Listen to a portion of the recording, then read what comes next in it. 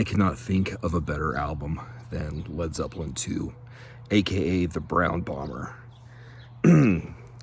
It's, to me, it's the sweet spot.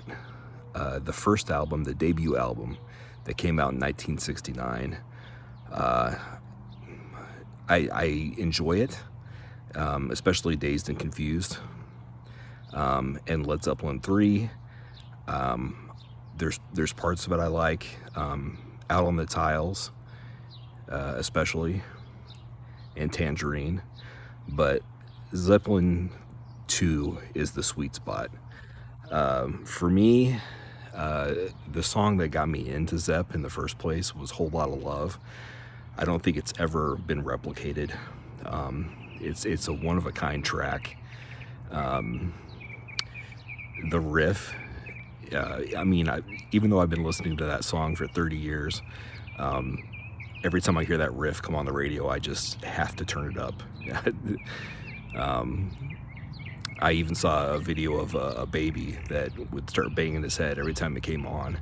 And I think it's amazing that here we are in 2025 and people still love that song. It still resonates. And it's the perfect way to open the album. Zepp 2 is a, without a doubt, it's a Page album. It's Jimmy Page's album. He was the lead songwriter.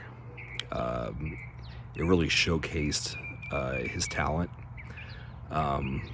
In particular, Heartbreaker. I had never heard anything like Heartbreaker. Like, before Eddie Van Halen Eruption, Heartbreaker was just this unhinged flurry of, like, the fretboard unleashed. Just, you can't even comprehend the amount of notes and the aggression that comes out of that guitar. In this album, Jimmy Page had switched from his Telecaster to a 59 Gibson Les Paul, and this was because of Joe Walsh. Joe Walsh actually said, "Hey man, you really need to be a Gibson Les Paul guy because it's a lot heavier." And once Page got that into his hands, buying it from Joe Walsh, he never went back to a Telecaster. And maybe that's part of the reason that I think this album sounds so much better than the first one. What Is and What Should Never Be is mainly a Plant track. He mainly wrote it and arranged it, and it's the perfect follow-up to Whole Lotta Love.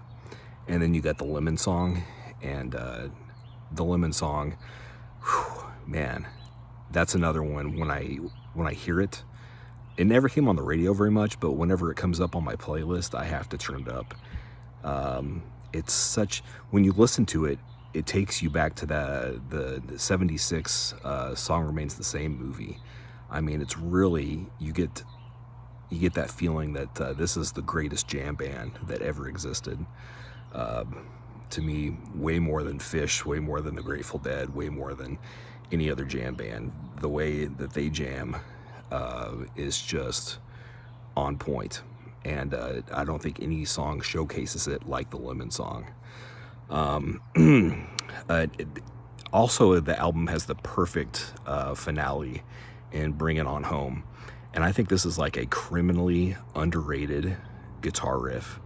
I mean, it is so good. It's feel good, it's heavy, it's everything you could want from rock and roll, and the song, it just rocks. It's fantastic, but I never heard it come on the radio, and you don't really hear it mentioned much, and it's a shame. Moby Dick, I love that riff. It's actually in drop D, which was unheard of at the time. I will say that I like the song, what's it called? They did a song on the BBC sessions. This is gonna bother me. The Girl I Love has got long, black, wavy hair. I think that's the title. And it's got the same riff, but I like that song more. I like the lyrics. I like how it it's the whole band with Plant, and I wish they would have put that on the album, but Moby Dick is, the riff is just, it's heavy, it's just great. And this album really established Page as the riff master. He had no equals when it came to cranking out the riffs. And that makes me think of a lot of people's favorite Zepp album is the fourth one, the Untitled fourth album. I get it. I get why that's the favorite among most people, but I much prefer Zepp II. There's of course, there's a lot of unbelievable moments on the fourth track, like the way it starts, the Black Dog. But that's a John Paul Jones song. That's his riff. That's kind of his baby. And Zepp II is a Page album. Ramble On is a song that Led Zeppelin never played live when in their heyday, in their original run through 1980. They never played that song live, and that's curious because that's a song that was on the radio a lot, and that is a fan favorite. I think I know the band didn't like Living Loving Maid, and the lyrics are a little bit corny maybe, but the riff is great, and I think it's a great catchy pop song.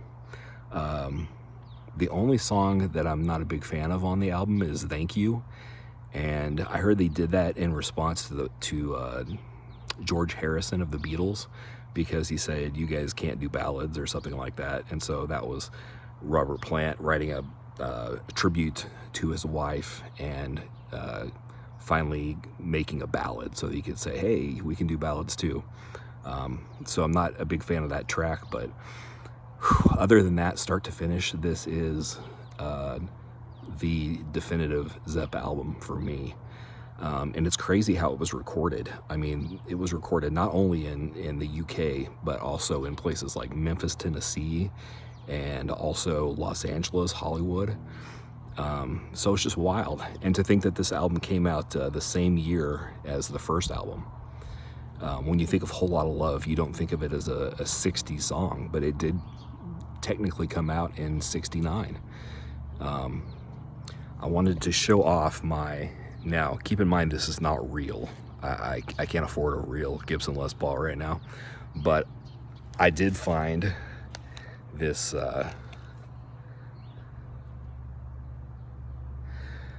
I've heard it referred to as a Fibson, a fib, a false Gibson, but for me it stays in tune, and it's got that great Les Paul low end crunch, and I was happy to have picked it up on the cheap.